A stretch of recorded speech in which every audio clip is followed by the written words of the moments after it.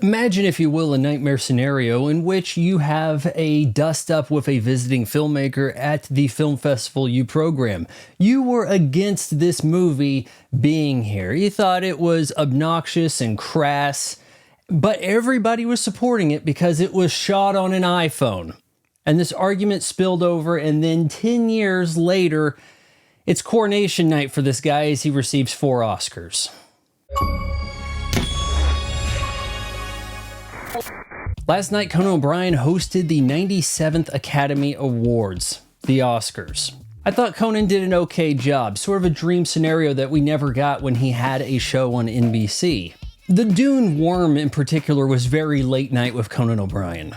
It was a night that supported the usual pillars of Hollywood: tokenism, the Jewish struggle, the trans agenda, and glorifying sex work. Ben Stiller had a nice moment with an elevator, cutaways to Monica Barbaro looking like she's ready to have a heart attack.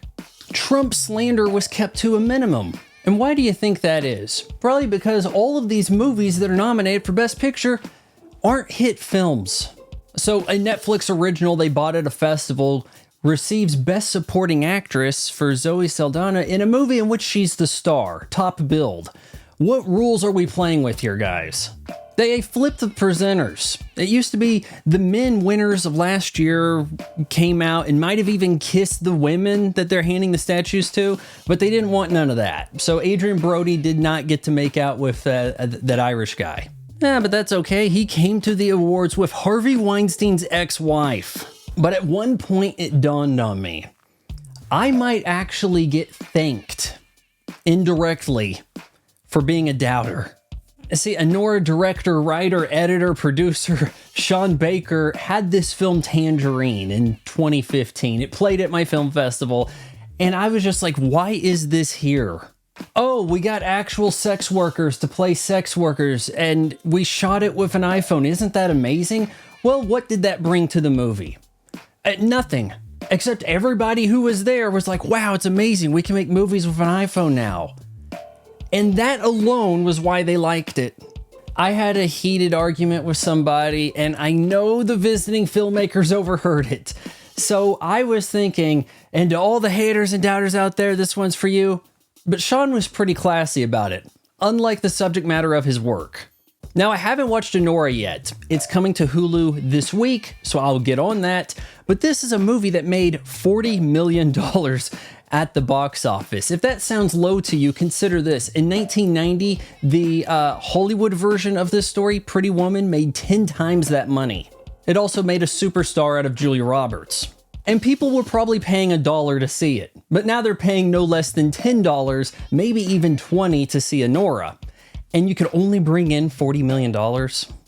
And Mikey Madison, whose first movie is her flailing her arms like she's in The Evil Dead and somehow dying to a flamethrower while standing in a pool of water, whose acting leaves so much to desire that she's used as a throwaway gag in Scream 5, in which Gail and Sydney agree she's the killer. This is what we're giving an Oscar to.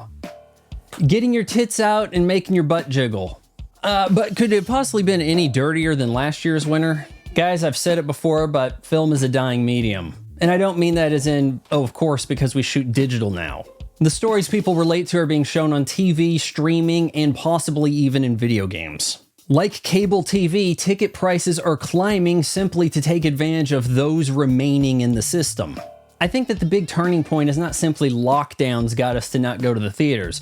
It's really Disney Plus. Once Disney Plus said, you know what, we can launch our own streaming platform, it became, well, why bother going to the movies? I'm not going to pay $20 to see the Marvels. I can wait for Disney Plus. Because it was guaranteed what was going to go to which platform. And now I know Anora is going to be on Hulu in a couple days. And it used to be enough people tune into the Oscars, people would then the next day go see the movies that won. And now they're just going to sit at home and watch them. Look around YouTube. There aren't channels reviewing movies anymore. Now they gossip about casting rumors and how much money they lost. And those of us who yearn for the halcyon days cling to our physical media. With releases, they're becoming scarce. And channels dedicated to that aren't even getting views. If you found this video helpful at all, please hit that like button, maybe even subscribe, ring the bell for notifications, leave a comment below. Do you think that there's a possibility that Amelia Perez was supposed to clean up, but then there was controversy and they just panicked? And like how some of them said, you know, I didn't vote for Ray Fiennes because he's already won. Thank you for watching my son's YouTube station. It's not for everyone, but he tries. Maybe if you bought some merch below, he'll eventually get good at the YouTubing.